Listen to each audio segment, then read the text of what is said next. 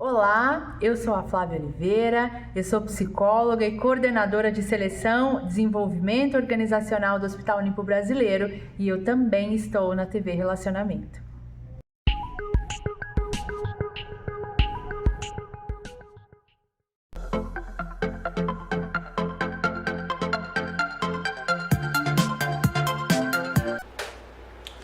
Olá, gente! Estamos começando mais uma edição do programa Haroldo Lopes, aqui pela nossa TV Relacionamento.com.br. E hoje eu estou tendo o prazer de entrevistar uma personalidade importantíssima. Ele é o diretor-presidente da TV Relacionamento e também muito conhecido aí na mídia. Ele é engenheiro, ele é escritor e ele é o maior colecionador de histórias em quadrinhos. Você se lembra do Tarzan, Batman, Dr. Kilter, quantas coisas que nos reportam a nossa infância. Muito prazer que eu recebo aqui Kendi Sakamoto. Kendi, obrigado por ter Eu que agradeço, uma honra, viu? Meu convite, uma honra toda minha em participar aqui da sua emissora E hoje aqui, aqui TV Relação. com exclusividade aqui conversando com você. E você sabe que eu já... Bom, primeira coisa que eu queria... Uma curiosidade, inclusive minha, Kendi. Tá bom. Brasileiro, você de onde? Fala um pouquinho da sua vida pra gente, Kendi. Eu sou brasileiro, nascido em Barrinha, no estado de São Paulo. Tive minha criação em Monte Alto. Vim para São Paulo, acabei fazendo 2 graduações de engenharia, elétrica e telecomunicações. Estudei também, acabei fazendo 5 pós-graduações, um mestrado, um doutorado e agora terminando um pós-doc. Professor universitário, tenho 24 livros escritos, 14 publicados, os outros 10 ainda 24 livros não deu escritos? tempo só da impressão e a capa, mas sai em breve. Nossa, que maravilha, Kendi. Mas seus pais também são brasileiros? Não, meus pais vieram do Japão, vieram em épocas separadas e se conheceram aqui no Brasil, nas fazendas de café, acabaram se casando e tiveram 6 filhos. Eu sou o 4º filho. E houve assim algum choque de cultura, da cultura japonesa com a brasileira para você? Porque você leva as coisas aí bem numa boa, né? Foi assim, meu pai ele teve uma postura muito bacana. Foi assim, como ele veio com 17 anos para cá, minha mãe veio com 3. Ele então lá, ele estudou Japão antes de vir para cá. E lá ele treinava Kendo, aquela luta de espada, que é igual dos samurais. Então, nas lavouras de café, né, depois quando estava terminando, vieram para a cidade. E meus amigos vizinhos eram assim, nós vem, chuminé, falava tudo errado. E aí meu pai falou, olha, vocês só vão conseguir se destacar se vocês souberem bem o brasileiro. Que na verdade para ele era o português, entendeu? Assim, não precisa aprender o japonês, mas o brasileiro vocês têm que saber bem. E quando eu tinha 6 anos de idade, ele tomou uma decisão muito interessante. Falou assim, em casa não vai ter geladeira, que muitos lares já tinham, nem fogão a gás. A gente tinha ainda o de lenha. Televisão quase ninguém tinha. Mas eu vou assinar o jornal Estado de São Paulo e todos os filhos vão ter que ler, vão ter que dar uma olhada todo dia. Aí a gente folheava, eram poucas ilustrações, tinha lá debaixo de algumas fotos, só que na parte de algumas tiras de quadrinhos, que eu gostava de ver, e a parte de cinema. Então a parte de cinema, teatro, eu acabava lendo aquelas propagandas de filmes e tudo mais, né, depoimentos e tudo mais. Acabei gostando bastante de cinema e por ter uma leitura muito sadia, tive bons professores também no antigo ginásio, que era do estado, era bom, e durante a época do ginásio até o final do colegial, eu li basicamente todos os livros da literatura universal, 240 livros. A literatura inglesa, literatura francesa, portuguesa, do Camilo Castelo Branco, literatura brasileira. Com 17 anos eu li a Bíblia inteira, as 1.700 páginas. Né? Você leu a Bíblia inteirinha? Li, porque eu tinha lido a biografia do Lincoln, ele tinha lido a Bíblia inteira. Então, até aquela parte do Apocalipse lá tal, passou meio batido, não entendi. Mas assim, foi um estado muito interessante. E com isso, eu sempre tirava o primeiro lugar nas redações e tudo mais. E tinha um sonho de, quando moleque, de ser desenhista, que eu desenho bem, e fazer jornalismo. Só que em casa tinha uma quitanda e chegou ao supermercado na cidade, então meu pai quebrou. Então eu vim com o irmão e meu irmão para São Paulo para a gente comprar uma casa e trazer os pais. Sim. E na época existia 15 profissões, hoje tem mais de 500. E até hoje, por exemplo, você se forma em administração, não é certeza que você está ganhando dinheiro ao que você se forma. E muito, mesmo direito, não é certeza que você terminou a faculdade hoje, amanhã está ganhando dinheiro. Certo. Mas eu precisava ter um ganho fixo. Então, eu vi assim, o piso de engenheiro, 10 salários mínimos, para eu fazer engenharia. Depois dos 40 anos, eu descobri que eu sou mais de humanas. Por isso que eu sofri bastante fazer engenharia. Mas aquilo me deu um background muito bom, que eu consigo, por exemplo, pegar projetos que envolvam pessoas e tecnologia simultaneamente. Entendeu? Eu consigo fazer essa imersão de forma que, assim, respeita toda a parte técnica, mas respeita todo o ambiente das pessoas também. Bom, eu tenho a impressão que já mais ou menos você já deu aí um pouco do caminho das pedras, como é que você se tornou, porque eu estou conversando aqui com o Kendi Sakamoto, que além de presidente e diretor aqui da TV Relacionamento, ele tem uma facilidade para se expressar e com certeza você vai ficar muito esclarecido do porquê e como ele se tornou o maior colecionador de gibis, das histórias em quadrinho. E ele estava, inclusive, antes de começarmos, o Kendi estava falando de alguns personagens. Nossa, como é gostoso você voltar lá e você se lembrar do Super-Homem, você se lembrar do Clark Kent, do Dr. Kildare, quantos gibis que eu me lembro. E eu queria que você contasse um pouquinho como é que surgiu tudo isso, e que você também, que eu acho muito interessante, que você estava conversando antes de iniciarmos o programa, a diferença do detentor para o colecionador. Mas como é que você já falou que desenha bem, gosta de ler, né?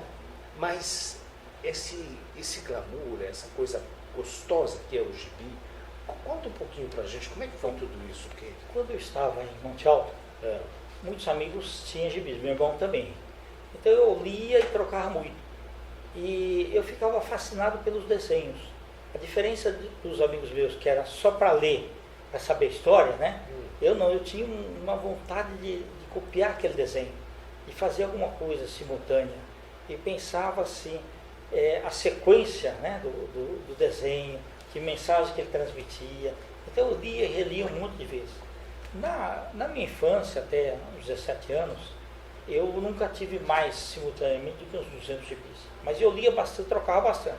Então eu devo ter lido mais de 1000, pelo menos, né, nessa ocasião. E quando eu vim para estudar, eu dei todos os meus gibis para os amigos. Depois eu vim para São Paulo, terminei a faculdade, casei, tive 2 filhos.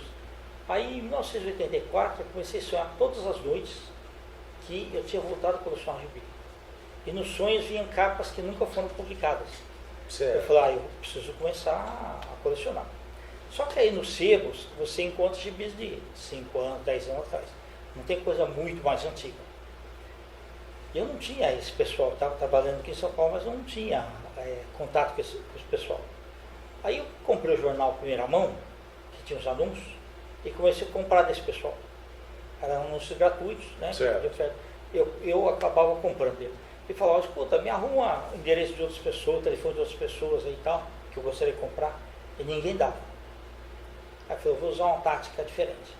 Então, como era matéria gratuita, eu coloquei assim, colecionador quer vender acervo, gibis da década de 40, 50 e 60. Meu telefone. Nossa, aí o pessoal ligava, né? Eu falava assim, teu nome e telefone primeiro. Aí eu anotava. Ele falou, eu acabei de vender, não posso falar para quem, mas eu quero voltar a colecionar. E comecei a comprar desse pessoal, que acabaram virando meus fornecedores. Então eu queria ter assim, uma quantidade pequena de gibis, assim, mais ou menos assim, sei lá, uns 500 ou 1000 gibis. Só que eu fiquei, com 26 anos, fiquei pensando assim, e quando eu me aposentar, o que eu vou fazer? Eu posso dar aula em faculdade, mas isso vai ser mais à noite. E de dia, o que eu vou fazer? Eu podia ter um sebo de gibi, aí eu preciso ter estoque. Então eu comecei a comprar, pegava o 13º, comprava, e um monte de coisa, às vezes fazia uns projetos, ganhava dinheiro, comprava gibi e tudo mais, e sem querer eu acabei, eu me aposentei já, tudo, né? Continuo lecionando, não deu para fazer o sebo de revista, mas sem querer eu acabei me tornando o maior colecionador de gibi do Brasil. Olha que maravilha, gente. Não sei se eu posso perguntar, mas eu vou arriscar. Quantos exemplares você tem? 140 mil. Gente, 140 mil gibis diferentes? Isso. Eu devo ter aí, nesse daí, uns 20 mil repetidos, devo ter. Sei. E me diga uma coisa, Kendi, eu assisti uma entrevista sua, meu querido Rony Von, que receba aí o meu abraço, e ele fez a pergunta e eu também vou lhe fazer a pergunta. Eu me lembro que ele perguntou de todas esses exemplares, qual era para você o mais importante, o mais significativo, que tinha um significado mais importante para você. E na época você respondeu que era o Tarzan. Continua sendo o seu... Continua sendo. É. Porque o Tarzan, ele é uma pessoa que protege os animais das florestas, ele protege as tribos indígenas, então ele mantém um equilíbrio contra os maus homens brancos que vão atrás de terras, vão atrás de tesouros, né? E fazem matanças em prol de benefício próprio, né? E o Tarzan combate essa injustiça. Sei. Tá? Se fosse aqui no Brasil, talvez hoje ele estivesse prendendo esses criadores de gado lá no Amazonas e no Acre ali, que estão dizimando as florestas para depois poder criar gado. Sei. Eu vou pedir aí para a nossa produção aí, não tem problema nenhum, eu arrumar um lencinho aí para dar uma suavizada aqui. Mas enquanto isso, o Kendi, sabe o que eu queria que você comentasse? Porque eu sei que você já fez isso com muita propriedade e me chamou muita atenção, porque eu também sou psicólogo, eu sou pai, sou professor. Você fez um comentário que eu achei assim, simplesmente sensacional. Sensacional. Quando você falou que os gibis antigamente, as histórias em quadrinhos, os super-heróis, tinham uma forma de proceder. E hoje, esses da atualidade, às vezes até podemos dizer que em determinados momentos até apregoam a violência, algumas coisas que fogem daqueles personagens antigos. Eu queria que você explicasse para o nosso internauta. Tá bom. O que na realidade ocorre é o seguinte, o herói de antigamente, ele era íntegro, né? A honra, né? Ele tinha convicções assim, muito importantes. E essas convicções faziam com que essas pessoas em si, né, pregoavam a lei e a ordem. Então, um xerife de cada local, um herói, ele sempre levava o bandido preso. Tá? Isso aí, gibis aí, década de 30, 40, 50, 60. Né? E sempre teve um paralelo com o cinema, porque o quadrinho, na verdade, é uma história como se fosse um cinema. E com isso, no cinema aconteceu um fenômeno que era o seguinte. O Ian Fleming escreveu um livro que era o James Bond. Né? Então, James Bond. Então, o 00 significa assim, licença para matar. Aliás, o primeiro 0, né? Licença para matar. Uma pessoa que tem licença para matar, Ele pode atirar pelas costas, ele pode atuar internacionalmente em qualquer lugar, ele pode bater em mulher, ele pode fazer o que quiser. Então, isso daí mudou o gênero das pessoas, os cineastas, os roteiristas e tudo mais, começaram a ir pelo lado mais violento, ou seja, aquilo que era assim, alguma coisa mais de conversa, de um herói do passado, ele era quase que um psicólogo. Ele tentava convencer o bandido que não valia a pena ser fora da lei. Agora, os tempos foram mudando e a violência foi aumentando até nos grandes centros e tudo mais, então esse aspecto do herói mudou. Então, a gente vê que, por exemplo, o herói de hoje, ele tem crise existencial. Em 1992, tiveram que matar o Robin, que falava que ele morava junto com o Batman. Isso. Né? O Homem de Aço, o Superman, ele tem crise porque ele não pode casar, ele é um homem de ferro. Né? Os novos heróis aí que disputam. Então, cada um quer ser quando ele está sozinho, ele é o aço principal. Mas quando você junta, por exemplo, os Vingadores, cada um quer ser o melhor deles. Né? Cada um quer brilhar mais do que o outro. Então tem hora que você vê esse espírito de ética, de honra, ele fica meio distorcido. Isso fez com que você, por exemplo, não digo parasse, mas se tornasse muito mais seletivo na sua coleção dos super-heróis, dos gibis, ou você parou mesmo quando percebeu que houve uma mudança nesse comportamento, nesse segmento da sociedade? Porque o que você está me falando, inclusive, me lembra muito do Hércules.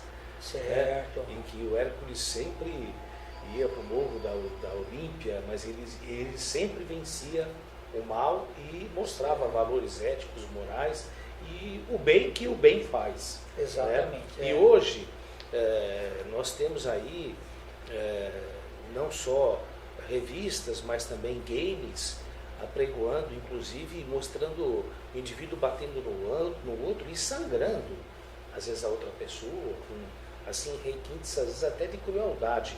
Não sei se isso também não seria responsável, porque hoje o índice de violência maior no país está na faixa de 15 a 25 anos. Exatamente. Será que isso também colabora um pouco como modelo de comportamento? É pena que a violência está dominando o mundo, né? Uhum. Você vê o Estado Islâmico cometendo atrocidades e o duro que sempre são inocentes, né? Terroristas aí que fazem esses atentados todos, civis, né? Pegam civis. Então, pessoas realmente inocentes que estavam no lugar errado. Exatamente. E com requintes de crueldade. Com requintes de muita crueldade. Nós estamos aqui conversando com Kent Sakamoto, que ele é diretor-presidente aqui da TV Relacionamento, engenheiro, escritor, palestrante e o maior colecionador de gibis, das histórias em quadrinho que todos nós tivemos acesso e ainda temos até hoje. Mas eu vou pedir você alguns minutinhos, que a gente vai para um breve intervalo e nós já voltamos entrevistando o Kent Sakamoto com mais novidades aí para você. Só um minutinho e a gente já volta. Olá, meus amigos, eu quero falar com você. Você mora em condomínio vertical, condomínio horizontal? Você se preocupa com a sua segurança? Hoje eu estou aqui com o Fábio Fagosi, que ele vai dar um recado para você. Preste atenção. É isso aí. Hoje, você, para ter mais segurança no seu condomínios pequenos, vamos colocar 40, 50 apartamentos, você tem que colocar o VIU, Virtual Humanity. É um controle de acesso totalmente remoto, onde os porteiros não se encontram no local, eles estão numa central remota, controlando o seu condomínio. Isso dá muito mais segurança. Porque hoje o que acontece? Se um bandido vai assaltar um condomínio, e ele prefere assaltar um condomínio porque tem muitas residências, muitas casas, uma em cima do outro no condomínio, quando ele adentra no condomínio, ele rende quem? Ele vai render o porteiro. Rendeu o porteiro, ele já assalta logo 40, 50 lares de uma vez só. Agora, render uma máquina, render uma central é diferente. Fica muito mais difícil, né? Porque uma central remota com vários controles, filmagem, câmeras, protocolos de comunicação, supervisão constante dos nossos operadores, porque ainda mesmo assim existe um operador remoto numa portaria remota. Ela só não está no local. mas ela está na distância. E é verdade que os proprietários têm uma redução de 70% com a folha da portaria? Impressionante. Você consegue em 10 anos economizar mais de R$1.200.000 com portaria virtual remota.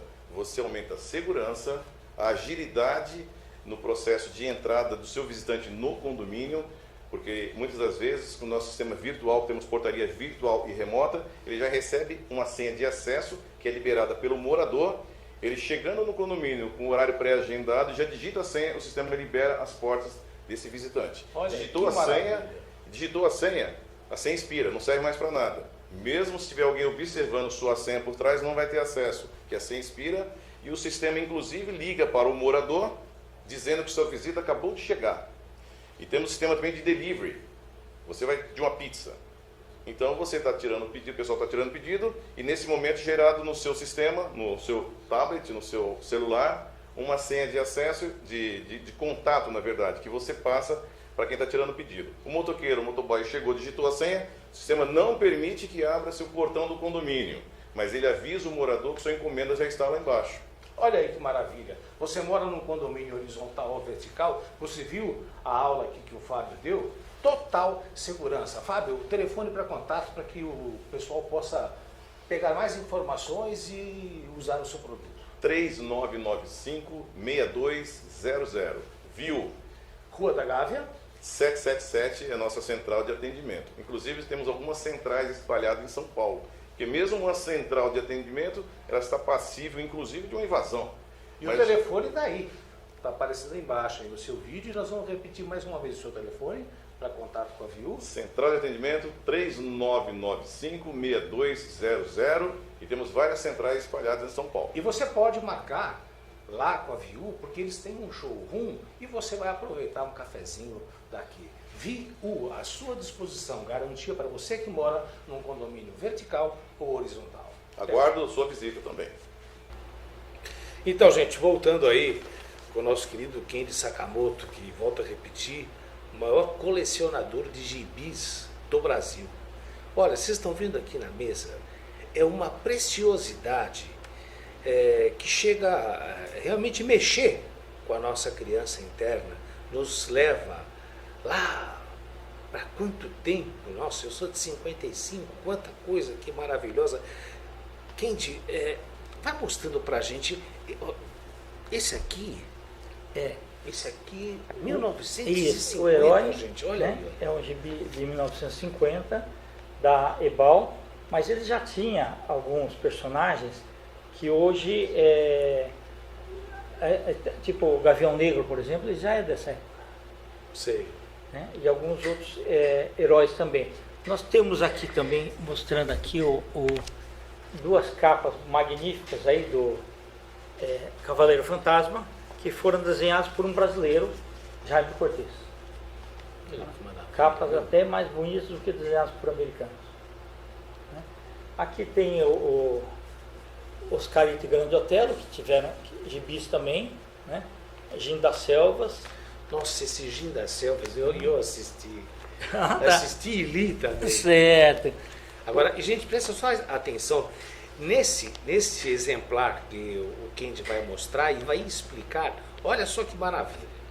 A Editora Brasil América Limitada já tinha registrado o nome Tarzan como revista. Sei. Então chegou uma editora mexicana, que é a Ediex, e começou a colocar essa revista no Brasil, impressa pela Rio Gráfica Editora, que era do Beto Marinho, só que não podia usar o nome Tarzan, que já era registro. Então eles pensaram, vamos inverter, Zantar, aí acabou ficando Antar. E esse daqui, ao invés de ter desenhos, ele é o filme quadrinizado.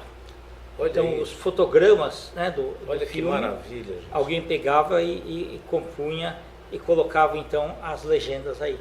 Essa é a lembrança que você teria do filme, que hoje você tem acesso, teve acesso via VHS, teve acesso DVD, Blu-ray, e agora também o Netflix ou YouTube, você tem acesso àqueles filmes antigos, né? O Kendi, Na década de 60. Você é até professor de Sim. faculdade, você é engenheiro, escritor, mas praticamente aqui no Brasil você ficou conhecido por essa maravilha dessa coleção que você tem, não é isso? Na verdade, sim, no meio, como engenheiro, eu tive uma carreira boa, eu até recebi do Instituto de Engenharia um diploma, Sim. né, honra ao mérito pela contribuição às telecomunicações brasileiras. Certo. Tá? Nos quadrinhos, seria o hobby, então a maior colecionador de gibis. Em várias faculdades aí, eu acabei, assim, naquelas avaliações final do ano, considerado um dos melhores professores. Então, na realidade, assim, nós podemos vestir vários chapéus, nós conseguimos dividir o tempo, desde que a gente tenha um foco específico em cada coisa. Tá? Muitas vezes a pessoa fala, mas não dá para ser tudo ao mesmo tempo. Ao mesmo tempo, talvez não, mas se você, como o dia tem 24 horas, e você segregar bem e tiver foco, dá para fazer. Tá? Porque, na realidade, assim, muitas vezes o pessoal fala assim, mas eu não tenho tempo. Se aparecer uma festa, ele tem tempo. Se aparecer uma choperia para ir, ele tem tempo, ele arruma tempo. Se aparecer um jogo de futebol, ele arruma tempo. Então, se a gente focar, por exemplo, olha, meia hora por dia eu vou fazer tal coisa, meia hora por dia eu vou fazer tal, meia hora por dia eu vou fazer tal coisa, né? Dá. Por exemplo, eu consigo hoje dar aula de 24 matérias de pós-graduação. Engenharia, marketing, logística, RH, meio ambiente, porque eu estou sempre me atualizando e sempre procurando falar com pessoas melhores que eu. E você também é poliglota, né? Não, eu falo alguns idiomas só. Uma vez, até brincaram o seguinte, uma vez eu estava dando palestra para 200 professores, e aí na hora das perguntas, um professor chegou e falou assim, professor Kennedy, quantos idiomas você fala? Eu falei assim, eu falo todos os idiomas menos o grego. Ele falou, nossa, você fala o árabe? Não, árabe para mim é grego. Alemão para mim é grego. Então, pelo menos dá para equilibrar desse jeito. Uma resposta aí na ponta da língua. Ô, Kennedy, eu percebo que você faz uma relação muito interessante com esses gibis e os valores éticos, morais, que isso era realmente muito preservado na época. Isso também me leva a pensar desse lado assim muito humano, desse lado solidário. Como é que você vê o Brasil hoje? Você que tem todos esses valores tão preservados através desses gibis maravilhosos que apregoavam a justiça, né, a igualdade social. O que você vê hoje? Você que vem de uma cultura, você que conhece tantas culturas. Difícil hoje o Brasil. Difícil. E principalmente no aspecto educação. Né? Existe um índice da ONU que fala o seguinte, pessoas entre 18 e 24 anos que deveriam estar cursando faculdade. Esse índice nosso era 16%, caiu para 14%. Sim. Esse mesmo índice na Argentina é 65%, Sim. no Chile é 70%, países mais desenvolvidos é acima de 80%. Né? Livros lidos por pessoa.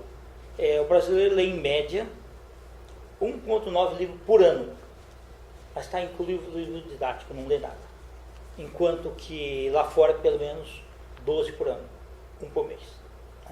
Então, o princípio básico nosso é a educação. Você tendo educação, vai ter solidariedade, vai ter ajudas, as pessoas vão poder estudar melhor, vão poder ter cabeça para distribuir mais coisas, a saúde vai melhorar bastante também. Hoje o poder está com poucas pessoas, principalmente pelo lado político. Isso daí precisava realmente dar uma remodelada. Até ter um plebiscito para mexer na Constituição, diminuir um pouco as regalias dos parlamentares, aquele monte de coisa de auxílio moradia, um monte de coisa, e a quantidade de assessores também.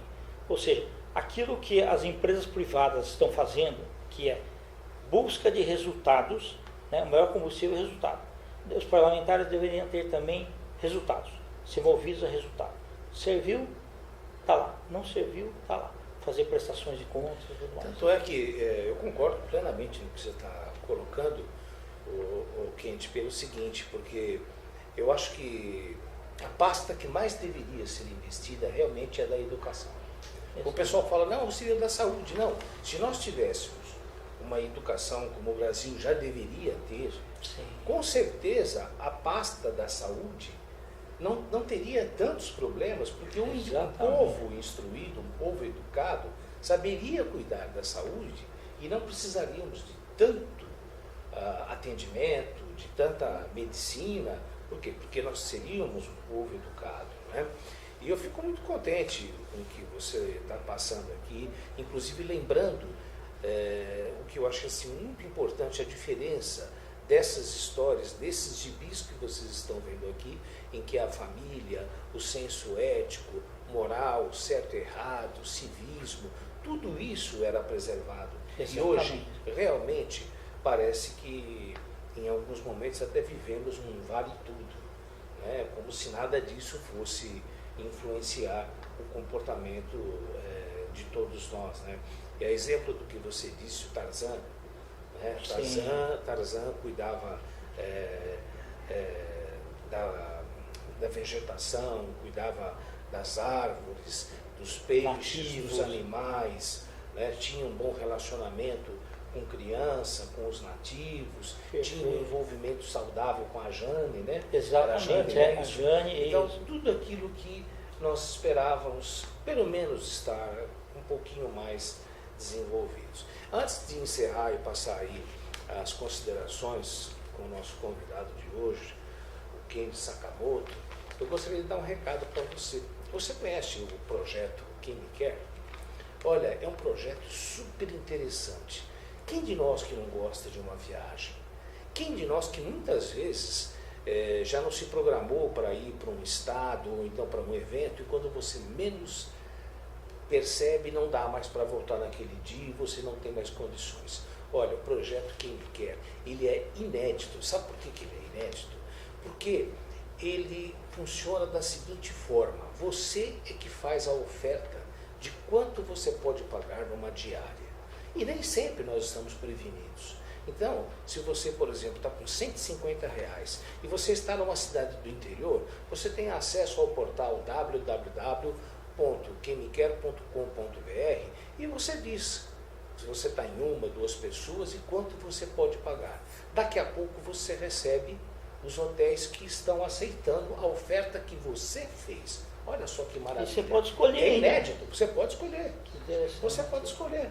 Né? Além de você dar o preço, né? E para o hoteleiro também, vale a pena, porque ele não vai ficar ali com o hotel sem ocupação. Um monte de quartos, quando você tem alguém que está precisando, e é melhor você fazer um preço diferenciado, que inclusive é uma coisa que vai ficar só entre você e o hoteleiro, e você se hospeda pelo dinheiro que você tem no seu bolso. Daí o projeto Quem Me Quer. Anote aí, www.quemquer.com.br.